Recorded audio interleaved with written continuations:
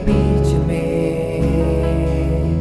तू कहता है थम जा, तू मेरी ताकत है, तू ही मेरा इमाम। भंवर के बीच में तू कहता है थम जा, तू मेरी ताकत है, तू ही मेरा इमाम। बीते कल में तू साथ मेरे था, आज भी मेरे साथ है खड़ा, और आने वाले कल में भी होगा। उठते हुए तूफानों में तू ही मेरी चट्टान, बढ़ती हुई लहरों पे तेरे कदमों के निशान।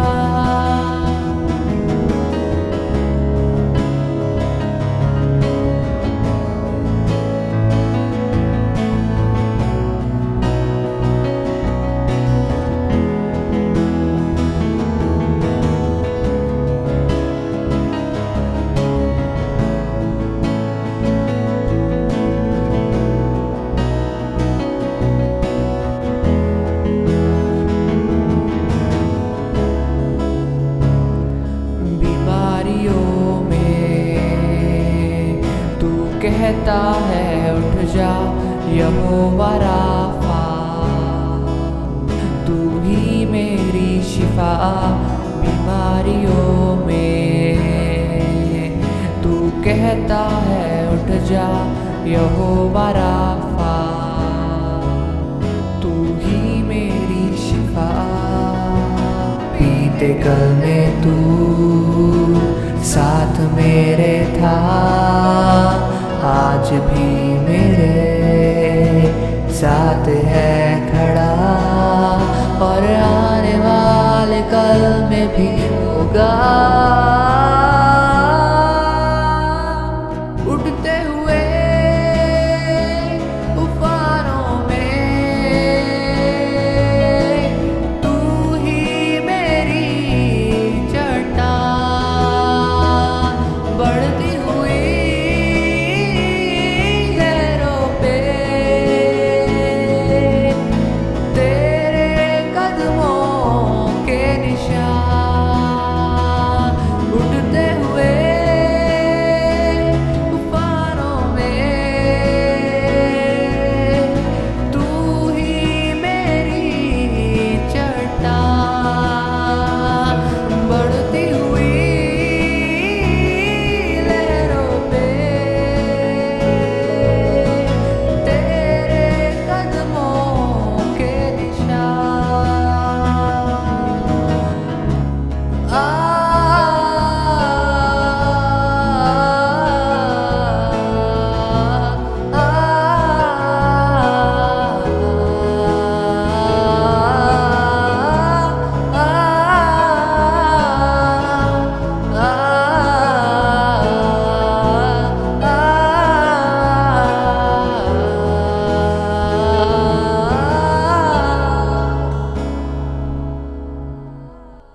Praise the Lord.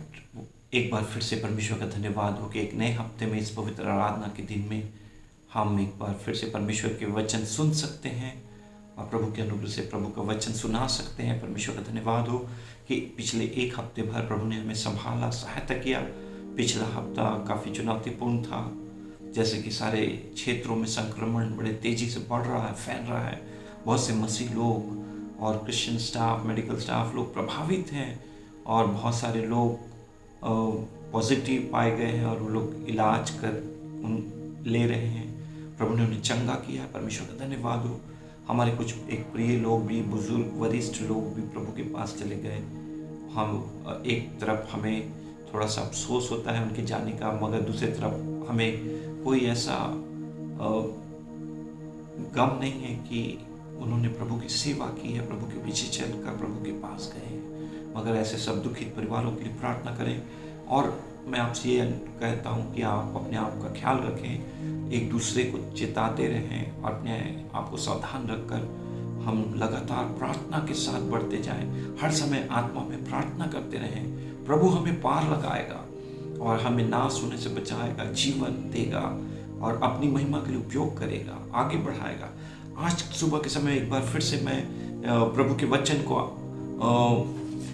आपको बताना चाहता हूँ और एक बहुत ही अच्छे वचन के भागों को हम लोग देखने जा रहे हैं। सबसे पहले हम परमेश्वर के वचन से देखेंगे और हमारा जो शीर्षक है वो इस प्रकार से है कि इट्स अबाउट टेम्पेस्ट और इट्स अबाउट स्टॉर्म, और हिंदी में जैसे कहेंगे तो हम तूफान के बारे में,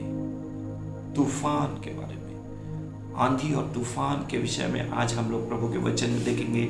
हम सब का जाना पहचाना परमेश्वर के वचन है, हम लोग सब जानते हैं। और आज इस वचन को मैं आपको स्मरण दिलाना चाहता हूँ और आज मैं आपको तूफान के बारे में, स्टॉर्म ऑफ लाइफ, जीवन में जो तूफान उठते हैं, आंधी आती है और कैसे तूफानों के बीच में प्रभु हमारी रक्षा करता है, उसके बारे में हम लोग वचन से देखेंगे। जब प्रभु यीशु मसीह इस दुनिया में थे, एक बार प्रभु यीशु मसीह ने अपने चेलों को नाव पर बैठाया और उनको वो पार कराया। और परमेश्वर के वचन में हम लोग पढ़ते हैं कि यीशु मसीह अद्भुत काम करने के बाद में चेलों को बरबस नाव में बैठाकर उस पार जाने को कहते हैं। मरकुस रचित सुसमाचार उसका 4 अध्याय उसका 35 पद में लिखा है, let us go over to the other side, आओ हम पार चले, हम उस पार चले। Leaving the crowd behind, they took along just as he was in the boat. Other boats were there. वहाँ पर और भी बहुत सारे नावें थीं। A furious squall came up and the waves broke over the boat so that it was nearly swamped. यहाँ पर प्रभु के वचन में लिखा कि एक बहुत ही भयानक एक तूफान और आंधी और लहरें उठी और लहरें जो है वो नाव के ऊपर में टकराने लगी और नाव में जल भरने लगा। So that it was nearly swamped, नाव डूबने पर थी। तो आज मैं आपको बता रहा हूँ एक फ्यूरियस स्क्वाल, एक ग्रेट स्टॉर्म, एक बड़ी आंधी, एक तूफान के बारे में मैं आपको बता रहा हूँ। और ये तूफान प्रभु यीशु मसीह और चेले जब नाव से पार हो रहे हैं उस समय ये तूफान उठ गया। और 38 पद में लिखा है, मरकुस रचित सुसमाचार 4 अध्याय उसका 38 पद में लिखा है, Jesus was in the stern sleep on a cushion. Yeshu Masih एक कुशन लेके बहुत ही गहरे नींद में है, स्टर्न, बहुत ही गहरे नींद में है, क्योंकि यीशु मसीह बहुत ही परिश्रमिक थे। Jesus was a hard working man, he never rest, he never sleep more, he is working night and day. Yeshu Masih रात और दिन काम करने वाला परिश्रमी व्यक्ति था और वो बहुत ही कठोर मेहनत और काम करने वाला था। वो अपने दर्शन, अपने लक्ष्य, अपने पिता की इच्छा को पूरी करने में, काम करने में बहुत ही व्यस्त रहते थे। बाइबल में मरकुस रचित सुसमाचार में लिखा उनके पास कई बार खाने के लिए भी समय नहीं होते थे, क्योंकि वो चिन्ह चमत्कार और अद्भुत कामों की सेवकाई करते थे। उनके सेवकाई में वो परमेश्वर के राज्य के विषय में बताते थे, स्वर्ग के बारे में, नरक के बारे में, धन के बारे में, विवाह के बारे में, हर एक विषय पे बताते थे, प्रार्थना, उपवास, हर चीज के बारे में। और बीमारों को वो चंगा करते थे, अद्भुत चिन्ह चमत्कार प्रकट होते थे। और इसलिए उनके पास बिल्कुल समय नहीं होता था कि वो थोड़ा विश्राम कर सके, आराम कर सके, रेस्ट कर सके। और इसलिए जब कभी भी वो यात्रा करते थे तो वो विश्राम करते थे। जब ये बोट, ये जो नाव है, जब इसमें यीशु मसीह एक कुशन लगा के, एक तकिया लगा के, एक पिलो लगा के सो रहे हैं, और यीशु मसीह जैसे ही सोने के लिए गए वो गहरी निद्रा में, गहरे नींद में चले गए। जब भी कभी कोई थका हुआ व्यक्ति है और वो काम करके बहुत ही चूर हो गया है, शरीर टूटा हुआ है, थका हुआ है, और जब ऐसे व्यक्ति को थोड़ा सा भी कहीं पर टिकने या लेटने का मौका मिलेगा तो वो गहरी नींद में चले जाते हैं। और बहुत तो यीशु मसीह यहाँ पर नाव में गहरी निद्रा में है, नींद में है। He was in stern sleep, गहरी नींद में है।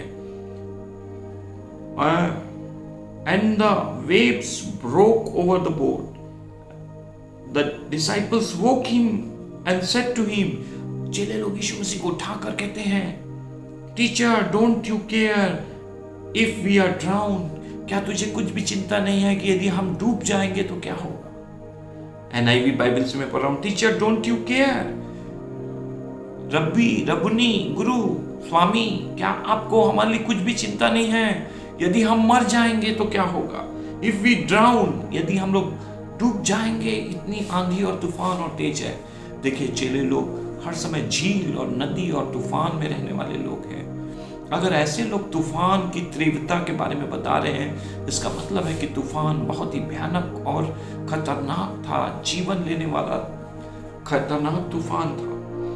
और he got up and rebuked the wind and said to the waves, quiet, be still। यीशु मसीह उठा और उसने उस तूफान और आंधी और लहरों को आज्ञा दिया कि शांत हो जाओ। Then the wind died down and it was completely calm। तब सारे आंधी, तूफान, हवा सब थम गए और completely calm, संपूर्ण रीति से सब कुछ शांत, स्थिर और खामोश हो गया। He said to his disciple, why are you so afraid? Do you still have no faith? तुम अब भी क्यों चिंता करते हो? क्या तुम्हारे पास अभी भी विश्वास नहीं है? They were terrified and asked each other, who is this? Even the wind and the wave obey him। ये कौन ऐसा शख्स है? ये कौन ऐसी शख्सियत है? ऐसा पर्सनालिटी है, ऐसा व्यक्तित्व है? ये कौन ऐसा व्यक्ति है? ये कौन सा ऐसा इंसान है कि आंधी और तूफान भी इसकी आज्ञा का पालन करते हैं? Hallelujah, praise the Lord. तो चेले लोग बहुत ही अचंभित हो गए कि अरे ये आंधी और तूफान को भी आज्ञा देता है और आंधी और तूफान भी इसके आज्ञा का पालन करते हैं।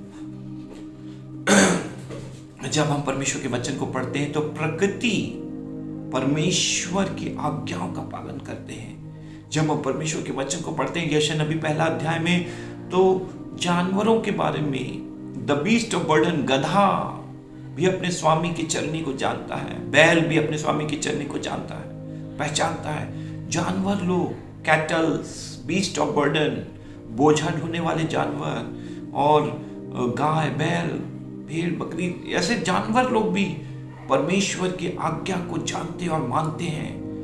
प्रकृति परमेश्वर की आज्ञा को मानती है। समुद्र के लिए परमेश्वर ने सिवाना ठहराया है और समुद्र कभी भी उसके सिवाने को नहीं छोड़ता है। ये पृथ्वी 79% लगभग जल से भरी हुई है, केवल 29% या कुछ जमीन है जिसमें मैं और आप रहते हैं। पूरा जल से भरा हुआ समुद्र है। प्रकाशित वाक्य में लिखा कि परमेश्वर सारे सागर और समुद्र को समाप्त कर देगा, पूरे खत्म हो जाएंगे, उनकी आवश्यकता औचित्यहीन हो जाएगी और एक समय आएगा कि हमें समुद्रों की कोई आवश्यकता नहीं होगी। समुद्रों का खतरा सब खत्म हो जाएगा प्रभु के नए राज्य में। तो यहाँ पर हम लोग पढ़ते हैं कि हम लोग तूफान के बीच में चेलों को पाते हैं और यीशु मसीह इस तूफान में उनके संग है, उनके साथ है। एक सोचने वाला विषय है कि जब यीशु हमारी किश्ती में है, यीशु हमारे नाव में है, जब यीशु हमारे जहाज में है, तो फिर क्यों ये तूफान है? फिर क्यों ये समस्या है? फिर क्यों ये चुनौती है? फिर क्यों ये परेशानी है? जब जगत का सृष्टिकर्ता उस नाव में सो रहा है, तो तूफानों और आंधी और लहरों और जल और प्रकृति की कैसी जुर्रत है, प्रकृति की कैसी हिम्मत है कि वो आंधी और तूफान से उस नाव को हिलाने लगे और जल उस नाव के अंदर भरने लगा। क्या वो सृष्टिकर्ता प्रभु यीशु मसीह को डुबा सकते हैं? कैसी उनकी हिमाकत है कि वो पूरे नाव को हिला रहे थे, चेलों को डर और भय में घेर लिए थे और आंधी तूफान इतनी भयानक थी कि वो लोग सोच रहे थे कि हम डूबकर मर जाएंगे। जबकि ये मछुआरे हैं, मछली पकड़ने वाले लोग हैं, जल नदी से इनका बहुत ताल्लुकात और संबंध है, ये तैरना जानते, कई चीज़ों को जानते हैं, मगर इस भयानक तूफान के बीच में वो कह रहे हैं कि हम नहीं बचेंगे और हे परमेश्वर हमें डूबने से बचा, नासने से बचा। आज आपके सामने और मेरे सामने ये सवाल है कि क्या यीशु हमारे साथ है तो भी क्या तूफान है, तो भी क्या आंधी है। क्या यीशु मसीह हमारे आत्मा में होते हैं, हमारे जीवन में होते हैं, तब भी क्या आंधी और तूफान आ सकती हैं? क्या समस्याएं आ सकती हैं? क्या चुनौतियां आ सकती हैं? क्या ऐसी परिस्थितियां बनती है जिसमें हम नाश होने के कगार पे होते हैं? यही एक मुख्य विषय है, यही एक मुख्य बिंदु है जिस पर मैं प्रकाश डालना चाहता हूं और आपको बताना चाहता हूं कि यीशु मसीह हमारे जीवन में रहने के कारण आंधी और तूफान संपूर्ण रीति से समाप्त नहीं हो जाएंगे। आंधी और तूफान नहीं आएंगे, ऐसी कोई बात नहीं है। जब हम यीशु मसीह पर विश्वास करते हैं, उसे ग्रहण करते हैं, उसके पीछे चलते हैं, तो वास्तविक आंधी और तूफान और लहर हमारे विरोध में तभी उठना प्रारंभ होते हैं जब तक हम पाप, संसार, शैतान और दुनिया के लोगों के साथ चलते हैं। हम चौड़े मार्ग में होते हैं और बड़ा आनंद, शांति और दुनिया का सुख, चैन हमारे पास होता है और हमारे जीवन में कोई दुख, चुनौती, कोई विरोध और सताव नहीं होता है। मगर जिस दिन हम यीशु मसीह के क्रूस को उठाकर अपने आप का इनकार करके यीशु के पीछे चलना प्रारंभ करते हैं, तब से तूफान का प्रारंभ होता है, तूफान की पैदाइश होती है। तूफान और आंधी हमारे जीवन में आना प्रारंभ हो जाते हैं, यहाँ तक कि हमारे अपने लोग हमें छोड़ देते हैं, हमारे अपने लोग विरोध करने लगते हैं, माता पिता हमें निकाल देते हैं, छोड़ देते हैं। कई एक लोगों की गवाही मैं जानता हूँ जिनको यीशु मसीह पर विश्वास करने के कारण माता पिता उनका परित्याग कर दिए, उनका तर्पण कर दिए, उन्हें त्याग दिए, छोड़ दिए। ऐसे एक भाई को मैं जानता हूं कि प्रभु को ग्रहण करने के कारण माता पिता उसके मुंह पर मिट्टी फेंक दिए और उससे संबंध और नाता तोड़ लिए।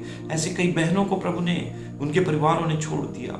तो बहुत सारी चीजें हो सकती है जब आप यीशु मसीह पर विश्वास करते हैं और अपना क्रूस उठाकर यीशु के पीछे चलने लगते हैं। इस वचन के विशेष भाग में यीशु मसीह एक एक कदम जब चलते थे तो हर एक कदम परमेश्वर की ओर से तय था।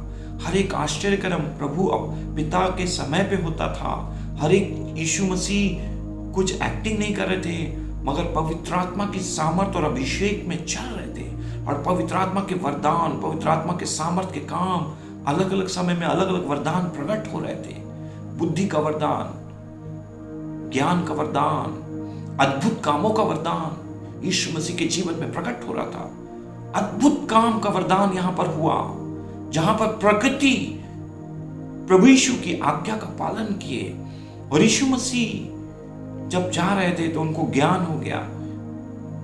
यहां वचन लिखते हैं कि यीशु मसीह और चेले नाव में बैठ के जाने लगे, पार होने लगे। एक निश्चित समय था कि प्रभु यहां पर यह आश्चर्य कर्म को करे, अपने चेलों को बताए कि आंधी और तूफान से प्रभु हमारी रक्षा करेगा, वो हमें बचाएगा। वर्तमान समय में हम लोग कोरोना वायरस के तूफान के बीच में पाए जाते हैं। कोरोना वायरस का तूफान विश्वासी और अविश्वासी, धर्मी और अधर्मी, स्त्री और पुरुष, बच्चे, बड़े बुजुर्ग, जवान, सबके ऊपर प्रभाव डालता है। वायरस ये नहीं देखता कि ये धर्मी है या अधर्मी है, ये विश्वासी है कि ये अविश्वासी है, ये बच्चा है कि बूढ़ा है कि सियाना है कि जवान है। जो कोई कोरोना वायरस के आंधी और तूफान के सामने में आएगा उसको वो अपने संक्रमण में ले लेता है।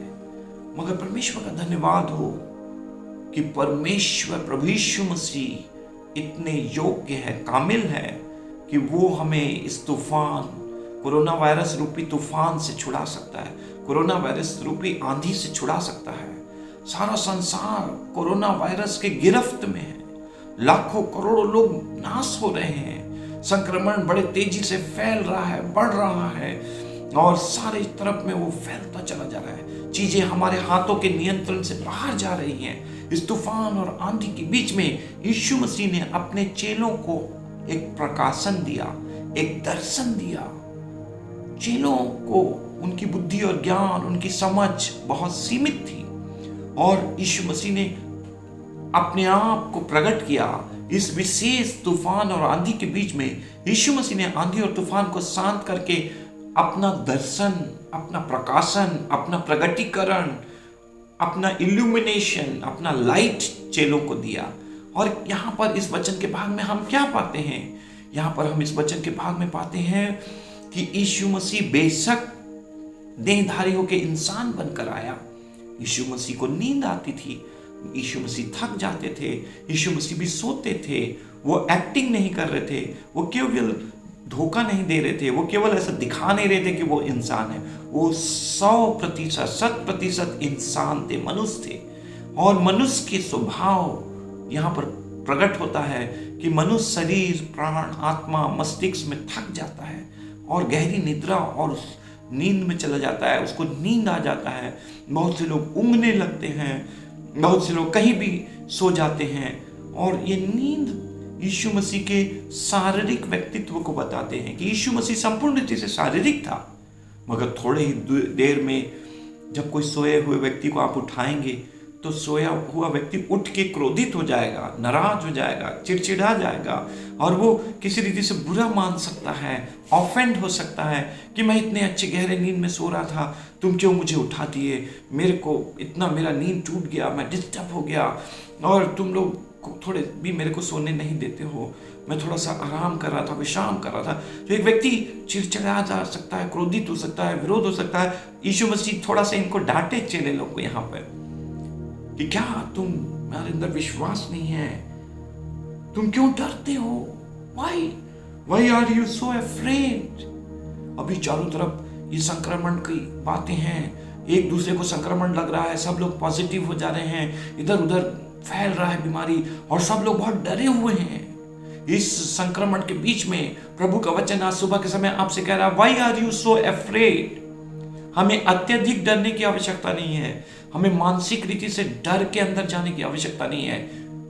नित्य प्रार्थना करना और याद नहीं छोड़ना, हिम्मत और बल रखना, प्रभु पर दृढ़ रहना, प्रभु की ओर देखना, ताकना, प्रार्थना करना, प्रभु से सामर्थ अर्जित करना, परमेश्वर से सामर्थ जुटाना और परमेश्वर पे हमारा विश्वास दृढ़ और अटल रहे और हम जल्दी से डरने वाले और घबराने वाले, परेशान होने वाले, व्यथित, चिंतित और व्याकुल होने वाले ना बने, बल्कि प्रभु के लोग जवान सिंह के समान हैं। हम लोग सिंह के संतान हैं। वी यीशु मसीह यहूदा का सिंह है और हम उसके संतान हैं।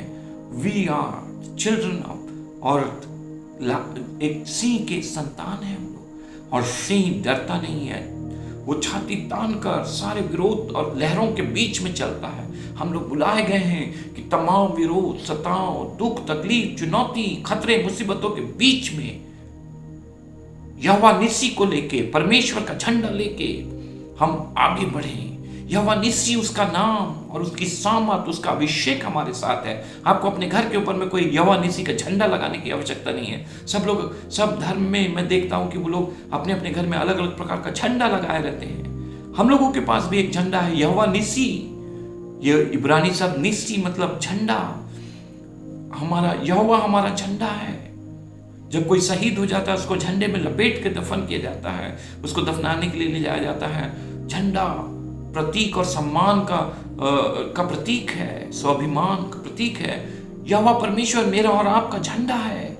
उस झंडे को लेके, यहोवा निस्सी को लेके हम आगे बढ़ते हैं। यहोवा निस्सी नाम उस समय यहोशू ने दिया जब अमालेकियों को उसने पूरी रीति से नष्ट कर दिया। जब मूसा दोनों हाथों को उठाकर प्रार्थना कर रहा था, जब उसका हाथ नीचे जा रहा था तो दूसरे उसके चेले और उसके सेवक लोग उसके हाथ को ऊपर कर रहे थे। जब जब हाथ ऊपर होता था, जब जब प्रार्थनाएं ऊपर जाती थी तो उनको अमालेकियों के ऊपर में एक बड़ा विजय मिलता था। जब तक मूसा की प्रार्थना और हाथ नीचे आती थी तो अमालेकी उनके ऊपर में प्रबल होते थे। और इसलिए जब हम प्रार्थना करेंगे, विनती और प्रार्थना ऊपर जाती है और विजय लेकर नीचे आती है, जय लेकर नीचे आती है, चंगाई लेकर नीचे आती है, छुटकारा लेकर नीचे आती है। इसलिए हमें नित्य प्रार्थना करना है, बिना रुक के प्रार्थना करना है, प्रार्थना के साथ, आराधना के साथ। यहोवा निस्सी, निस्सी शब्द का अर्थ झंडा। पिछले हफ्ते मैंने आपको बताया था यहोवा राफा के बारे में, आज मैं आपको यहोवा निस्सी के बारे में बता रहा हूं। तो परमेश्वर हमारा झंडा है। हम अपनी आत्मा में, अपने जीवन में विश्वास से इस झंडे को लेकर चलते हैं। हमें किसी भौतिक, शारीरिक कोई कपड़े और झंडे और रंग और बिरंग की आवश्यकता नहीं है। हालांकि इस्राएलियों को तोरा के अंदर में 2 रंग का कपड़ा के बारे में बताया गया है। हालांकि परमेश्वर एक रंग वाला परमेश्वर है, वो 2 रंग नहीं पसंद करता, मगर झंडे को बनाने के लिए उसने सफेद और नीले रॉयल ब्लू कलर दिया है, इसलिए इस्राएल का झंडा 2 रंग में बना हुआ है। और हम लोगों को कोई भौतिक झंडे की आवश्यकता नहीं है, और हम विश्वास से यहोवा निस्सी को लेकर चलते हैं और आगे बढ़ते हैं। तो यहाँ पर जैसे ही शारीरिक थकावट, चिड़चिड़ापन, विरोध, डांट, यीशु मसीह ने डांटा, कहा क्यों तुम घबराते हो। आज मैं आपको ये बता रहा हूं कि आप घबराए ना, डरे ना, और बल्कि विश्वास रखें। ओनली बिलीव, केवल विश्वास रखें, तब हम परमेश्वर की महिमा को क्या करेंगे, देखेंगे। तो यहाँ पर आखिरी पद में यीशु मसीह यहाँ पर क्या कहते हैं, 39 पद में, 39 पद में, क्वाइट बी स्टिल, शांत हो जाओ, स्थिर हो जाओ। ये क्या है? ये यीशु मसीह ये बता रहे हैं कि जब मैं इस संसार में देह धारण करके 100% शारीरिक हूं, मगर इसमें मैं 100% परमेश्वर भी हूं। यीशु मसीह के अंदर ईश्वरत्व और परमेश्वरत्व और मनुष्यत्व दोनों विद्यमान थे। यीशु मसीह एक ही समय में 100% मनुष्य थे, एक ही समय में 100% परमेश्वर थे। तो इस घटना में से चेलों को ले जाने का एक ही कारण था कि यीशु मसीह अपना दिव्य दर्शन, अपना अलौकिक दर्शन, सुपरनैचुरल विजन्स एंड रेवलेशन चेलों को देना चाहते हैं, और ये बताना चाहते हैं कि यीशु मसीह परमेश्वर है और परमेश्वर हैं। उन्होंने जल, थल, वायु सब चीजों को बनाया है। आंधी और पानी और तूफान उनकी सीमा को नहीं लांघ सकते हैं, उनकी आज्ञा का पालन उनको करना है। यीशु मसीह के पास सामर्थ और अधिकार है कि वो इन चीजों को भी नष्ट कर सकते हैं, खत्म कर सकते हैं, तबाह कर सकते हैं, इनके अस्तित्व को मिटा सकते हैं। प्रकाशित वाक्य में हम लोग पढ़ते हैं कि समुद्र का अस्तित्व आने वाले समय में समाप्त हो जाएगा। दुनिया में कम से कम 7 सागर, 7 सीज करके कहते हैं। कितने प्रकार का सागर है, भूमध्य सागर, अटलांटिक ओशन और पैसिफिक ओशन, कितने प्रकार के ओशंस हैं, मगर सारे ओशन को एक दिन परमेश्वर समाप्त करने की योग्य और क्षमता रखता है। तो मैं आपको बता रहा हूं कि यीशु मसीह अपने चेलों को यहां पर इस घटना के बीच में अपना दिव्य दर्शन, ज्योतिर्मय रोशनी और नूर और वो रूहानी दर्शन दिया कि मैं परमेश्वर हूं, मैं तुम्हारे साथ हूं, तुम्हारे बीच में हूं, तुम्हारे संग हूं, और तुम डरो मत, घबराओ मत। तो ये घटना जो है, ये क्यों डर गए? हाँ, पंजाब में ये गीत गाते हैं प्रभु के लोग, मैं क्यों डरा, मैं क्यों डरा, मेरा तेरा परमेश्वर तेरे साथ है। और वो पंजाबी तो मुझे कुछ भी नहीं आता है, नाल वाल कुछ लोग बोलते हैं, मेरे संग रहता है। ये बहुत सुंदर गीत है। मैं क्यों डरा, परमेश्वर हमारे साथ है, हमें डरने की आवश्यकता नहीं। मगर यहाँ पर परमेश्वर ने ये प्रकाशन दिया कि मैं मनुष्य हूँ, मगर मैं ठीक समय में परमेश्वर हूँ। कोई आंधी और तूफान किसी परमेश्वर को दफन नहीं कर सकती है, मिटा नहीं सकती है उसके वजूद को, उसके आज्ञा का और सीमा का उल्लंघन नहीं कर सकती है। पाप और श्राप के कारण ये तूफान उठ रहे थे, मगर यीशु ने एक डांट लगाई और सारे तूफान और आंधी को उनकी औकात, उनकी ताकत और उनकी कुवत, उनकी व्यक्तित्व उन्हें पहचान में आया और वो शांत और स्थिर हो गए। हालेलुया। तो चेलों, मैं इस वचन में आपको ये बताना चाहता हूं कि यीशु मसीह जब आपके साथ है, आपके नाव में है, आपके बोट में है, जहाज में है, तब भी क्या आंधी आ सकती है, तब भी क्या तूफान आ सकता है, तब भी क्या रोग बीमारी का आक्रमण हो सकता है। जी हाँ, जरूर हो सकता है। मगर एक बात आप याद रखिए कि परमेश्वर सब बातों को अपने नियंत्रण में रखा है। यहां तक कि कोरोना वायरस से प्रभु के लोग भी उठा लिए गए, सो गए। कई बार आपको ये बात हजम करने के लिए कठिन होगा, समझने में दिक्कत होगा, मगर मृत्यु एक बहाना है और एक समय पे लोग इस दुनिया से चले जाते हैं, चाहे वो किसी भी कारण से। और मगर जब उनका जीवन और दौड़ पूरा होता है, परमेश्वर के समय के बिना कोई जा नहीं सकता, मगर जब परमेश्वर का समय होता है तो जाता है। तो इस संसार में जब हम आए हैं तो कई बार हम इन तूफानों और संक्रमण से नहीं भी बच सकते हैं, मगर चाहे हम बचें या ना बचें, हम प्रभु के लिए जीते हैं, प्रभु के लिए मरते हैं। यदि मैं जीवित हूं तो परमेश्वर के लिए जीवित हूं, यदि मैं मरता हूं तो प्रभु में मरता हूं।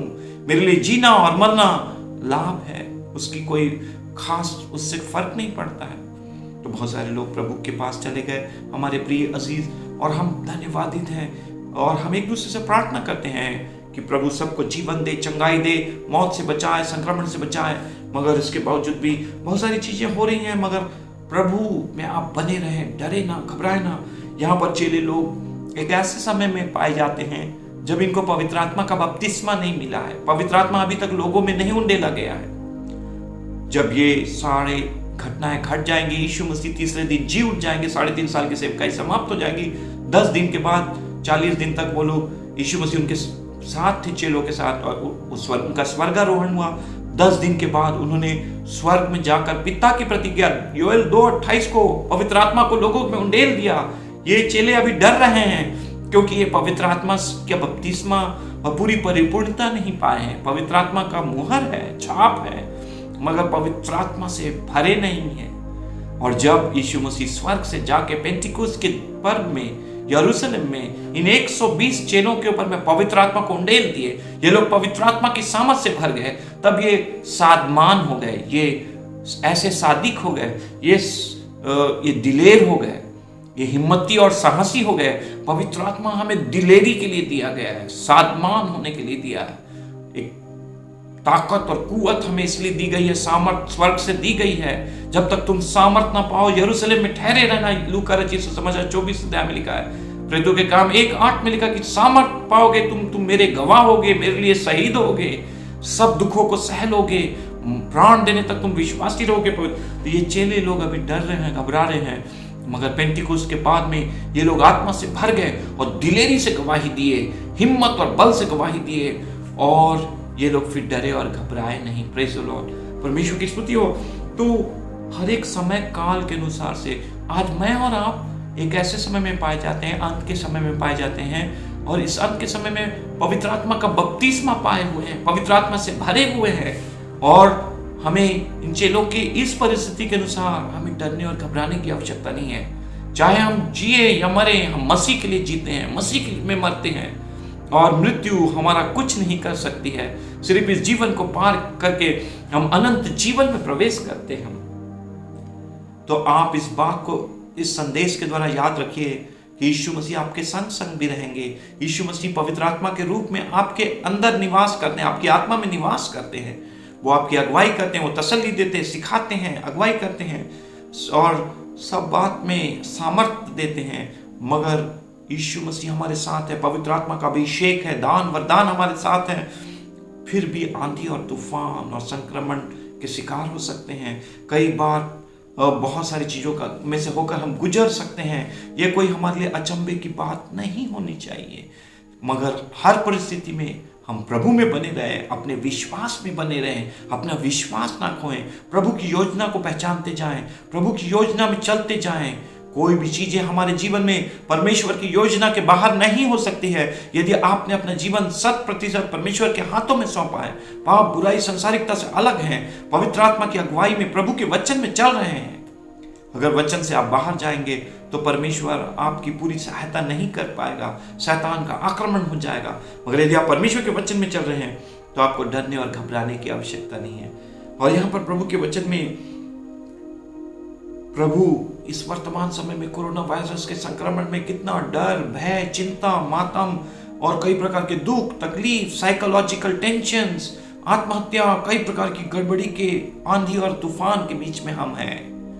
मगर इस तूफान और आंधी के बीच में परमेश्वर एक है जो आपकी रखता खबर, वो आपकी खबर रखता है, उसको आपका ध्यान है, वो आपकी चिंता करता है, वो आपको छुड़ा लेगा, बचा लेगा, वो हमें लज्जित और शर्मिंदित होने से बचाएगा। हमें डरने और घबराने की आवश्यकता नहीं है। जितने उसकी ओर दृष्टि की उन्होंने ज्योति पाई और उनका मुंह कभी काला नहीं हुआ। यह वह हमारे लिए भला है। उसके स्वर्गदूत हमारे चारों ओर हमें छावनी करके बचाते हैं। वो हमारे आने और जाने में सर्वदा का रक्षक है। मैं जल्दी से आपको बताऊंगा कि पुराने नियम में योना नबी की पुस्तक में 1 अध्याय के अंदर में पढ़ते हैं कि परमेश्वर ने वहां पर 1 अध्याय 4 पद में लिखा, but the lord send out a great wind into the sea and there was a mighty tempest in the sea so that the ship was like to be broken. योना नबी के बारे में पुराने नियम पढ़ते हैं। जब मैं आज आपको आंधी और तूफान के बारे में बता रहा हूं, आंधी और तूफान के बीच में परमेश्वर यीशु मसीह का दर्शन है, the revelation of Christ as the living God, creator God, almighty God. एक सर्वशक्तिमान यीशु मसीह परमेश्वर का दर्शन हमें मिल रहा है कि यीशु परमेश्वर है। He is the son of God, son of man, son of God. वो परमेश्वर का पुत्र अर्थात परमेश्वर है। और हम पुराने नियम में योना नबी की पुस्तक उसका 1 अध्याय 4 पद में पढ़ते हैं कि जब योना उस नाव में नीचे सो रहा था, एक ऐसी आंधी और तूफान को परमेश्वर ने भेजा। Great wind into the sea, there was a mighty tempest. एक बड़ा तूफान, एक टेम्पेस्ट।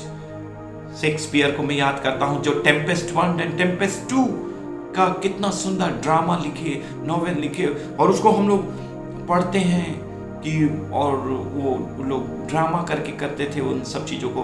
उसमें एक से एक कैरेक्टर्स और चरित्र पात्र हैं, गंजाल्वो, एरियल और कई लोग जो समुद्र के बीच में काम करते हैं। खैर, ये एक बड़ा टेम्पेस्ट, एक बड़ा तूफान, एक बड़ी आंधी वहां पर आ गई, क्योंकि प्रभु का जन नीचे सो रहा था, परमेश्वर के इच्छा के विरुद्ध चल रहा था। और कैसे योना को उन्होंने उठाकर फेंक दिया। क्या प्रभु का भविष्यवक्ता आपके जहाज में है, तब भी क्या आंधी और तूफान का प्रभाव आपके जीवन में हो सकता है? Profit is in the ship. Profit, नबी, भविष्यवक्ता, शक्तिशाली नबी इस जहाज में है, मगर तब भी वो तूफान का सामना कर रहा है, क्योंकि भविष्यवक्ता परमेश्वर की आज्ञा का पालन नहीं कर रहा है। जब भी परमेश्वर की आज्ञा पे नहीं चलेंगे, उसकी इच्छा को पूरा नहीं करेंगे, उसका काम आप नहीं करेंगे, आंधी और तूफान का आना सुनिश्चित है आपके जीवन में, घर परिवार में, कलीसिया में, सेवकाई में, या कहीं पर भी जब वहां पर आप हैं। ये भविष्यवक्ता तूफान का कारण बन रहा है। इस जहाज में नीचे सो रहा है, तकिया लगा के यीशु मसीह के जैसे सो रहा है। ये इस बात का रूपक है कि किस रीति से यीशु मसीह इस पृथ्वी पर आएंगे तो वो भी मारे जाएंगे, गाड़े जाएंगे, और तीसरे दिन वो जी उठेंगे। वैसे ये योना नबी, जैसे उसको फेंक दिया गया, वो बड़े मगरमच्छ में चला गया, और मगरमच्छ ने उसको तीसरे दिन वो समुद्र के किनारे निनवे शहर में उगल दिया, और अंदर में ये रात और दिन योना नबी पड़ा हुआ था। ये यीशु मसीह के जी उठने के बारे में है कि किस रीति से यीशु मसीह को भी अधलोक में, कब्र में, मिट्टी के अंदर, उस गुफा के अंदर रात और दिन रहना पड़ेगा, और तीसरे दिन वो जी उठेगा। तो मैं आज आपको तूफान के बारे में, टेम्पेस्ट के बारे में, मैं आपको एक ग्रेट विंड के बारे में, फ्यूरियस स्क्वेल के बारे में बता रहा हूं कि किस रीति से ये स्क्वेल आ गया है, तूफान आ गया है। मैं आपको एक जल्दी से नए नियम से एक और अध्याय से बताऊंगा, और वो है प्रेरितों के काम उसका 27 अध्याय। और यहाँ पर भी 37 पद में से लिखा है कि एक बहुत when a gentle south wind began to blow, और एक बड़ा तूफान आ गया। प्रेरितों के काम 27 अध्याय में शिपरेक, जहाज टूटने लगा। यहां पर योना का जहाज भी टूटने पर था तूफान में, और वो लोग सब बिखरने वाले थे समुद्र में। और यहां पर प्रेरित पौलुस का जहाज भी टूटने पर है, क्योंकि एक बड़ा तूफान और आंधी वहां पर आ गया और swept down the island called the northern ship, north Easter. एक तूफान का नाम था नॉर्थ ईस्टर, आप बाइबल में पढ़ सकते हैं। Swept down from the island. प्रेरित पौलुस इस जहाज में है, खुदा का बंदा, खुदा का खादिम, परमेश्वर का अभिषिक्त जन, प्रेरित इस तूफान में है। अभी मैंने आपको बताया कि उस तूफान में योना नबी था, भविष्यवक्ता उस तूफान में है। अभी मैं आपको बता रहा हूं प्रेरित तूफान में है। बाइबल के अंदर में भविष्यवक्ता और प्रेरित के और यीशु मसीह के न्याय में पूरी कलीसिया बनाई जाती है। ये बुनियाद है, ये फाउंडेशन है, ये फंडामेंटल्स, एलिमेंट्री चीजें हैं। मैंने आपको बताया कि भविष्यवक्ता जब तूफान में था, उस जहाज में था, तो भी तूफान आया। यहाँ प्रेरित जहाज में है, उस नाव में है, और वहां भी तूफान आ गया। मगर प्रेरित पौलुस वहां पर कहता है, सारे लोगों को कहता है कि प्रभु का स्वर्गदूत मुझ पर प्रकट हुआ है, और तुम में से किसी का एक बाल भी बाका नहीं जाएगा, एक सिर का बाल भी नहीं जाएगा। आप नष्ट नहीं होंगे। आप 14 दिन से कुछ खाना नहीं खाए हैं। उसने धन्यवाद के साथ रोटी तोड़ी और जहाज में भी उसने कलीसिया और प्रभु भोज का आयोजन किया और रोटी तोड़कर स्वयं खाने लगा और तब लोग भी खाने लगे। और मृत्यु से, तूफान से, आंधी से, नाश होने से, डूब जाने से, बह जाने से, नष्ट होने से, मछली के पेट में जाने से ये लोग बच गए। हालेलुया। तो प्रेरित पौलुस भी तूफान से बच गया। तो दुनिया में तूफान का आना निश्चय है। और आज हम लोग कोरोना वायरस रूपी तूफान और बवंडर और इस विव चक्र के बीच में हैं, इस लहरों के बीच में हैं। जब ये लहर सबको अपनी समेट में ले रहा है, लोगों को नाश कर रहा है। जो नाश हो जा रहे हैं, उसके चपेट में आ जा रहे हैं, वो नाश हो जा रहे हैं। और जो लोग बच पा रहे हैं वही बचेंगे। इस कोरोना वायरस संक्रमण में बहुत से लोग दुनिया से नाश हो जाएंगे, करोड़ों करोड़ लोग। और जो लोग बच जाएंगे वो प्रभु की आराधना और स्तुति की और सेवा के लिए बचेंगे। तो हम लोग सब इस तूफान के बीच में हैं, आंधी के बीच में हैं। मगर इस आंधी और तूफान के बीच में योना नबी का तूफान, प्रेरित पौलुस का तूफान और जहाज का टूटना, यीशु मसीह का तूफान उसके बीच में है। चेलों के साथ यीशु मसीह तूफान में है। तो आंधी और तूफान के बीच में आज 2020 में पूरी कलीसिया पाई जाती है। संक्रमण के चारों तरफ है, डर, भय, चिंता, फिक्र, तनाव, सारी चीजें हैं। मगर इस तूफान के बीच में परमेश्वर अपने दिव्य दर्शन के साथ मेरे और आपके साथ है। यीशु आत्मा रूपी रूप लेकर हमारे साथ खड़ा है। एक गीत कहता है कि आत्मा का रूप धर के राजा यीशु तेरे साथ खड़ा है। तू क्यों डरा, तू क्यों डरता है, तू क्यों घबराता है? यीशु मसीह आत्मा के रूप में तेरे जहाज में है, तेरे आत्मा में है, तेरे जीवन में, तेरे घर परिवार कलीसिया में है, तेरे अड़ोस पड़ोस में, तेरे शहर नगर देश में है। जब तू जल में से होकर जाएगा, जल तुझे डुबा नहीं सकेगी।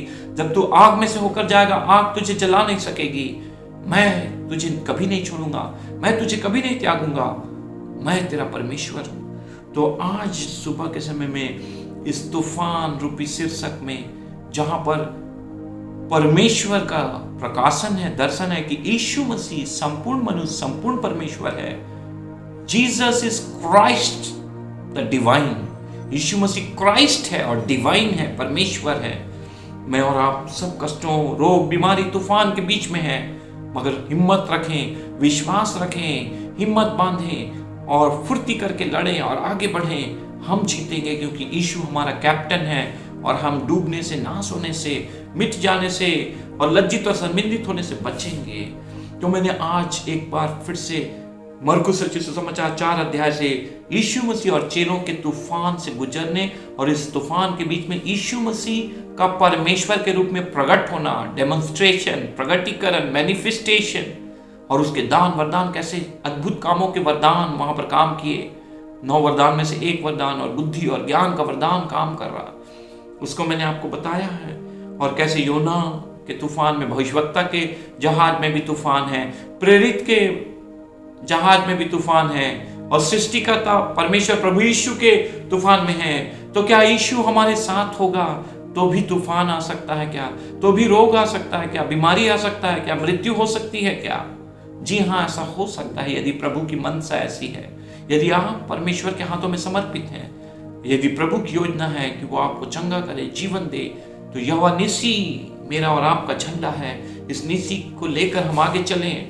प्रभु हमें एक इस समुद्र और इस झील से पार निकालेगा, इस समुद्र से पार निकालेगा, इस यात्रा को पूरा करने का सौभाग्य देगा और हमें अपनी यात्रा पूरा करेंगे, दौड़ पूरा करेंगे और प्रभु की महिमा, स्तुति, आराधना करेंगे, आनंद मनाएंगे।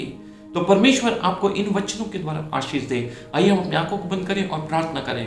पिता परमेश्वर, जितने प्रिय भाई और बहन, बच्चे, बड़े, बुजुर्ग, जवान इस वचन को सुन रहे हैं प्रभु, तेरे वचन को सुनने से प्रकाश होता है, इसके सुनने से बुद्धि की प्राप्ति होती है और इसको सुनने से बड़ा आनंद आता है। प्रभु, हमारे हर एक आवश्यकता और परिस्थिति के अनुसार आपके वचन में सब कुछ है। पवित्र आत्मा, आप इन वचनों के द्वारा हमारे जीवन से बातचीत करते हैं, हमें कायल और बेचैन करते हैं, हमारी परिस्थिति में हमें ढांढस बंधाते हैं, हिम्मत और बल देते हैं, नया नया गीत देते हैं, हिम्मत देते हैं, आशा देते हैं। उसके लिए धन्यवाद देते हैं। प्रभु हमारे प्रिय लोग, अजीज लोग, जिस किसी भी परिस्थिति से होके गुजर रहे हैं, सबको इस तूफान और आंधी से पार करके समतल और शांत स्थान में ले चल, जहां हम सब मिलके तेरी आराधना, स्तुति और उत्सव और आनंद मना सकें, एक सेलिब्रेशन कर सके।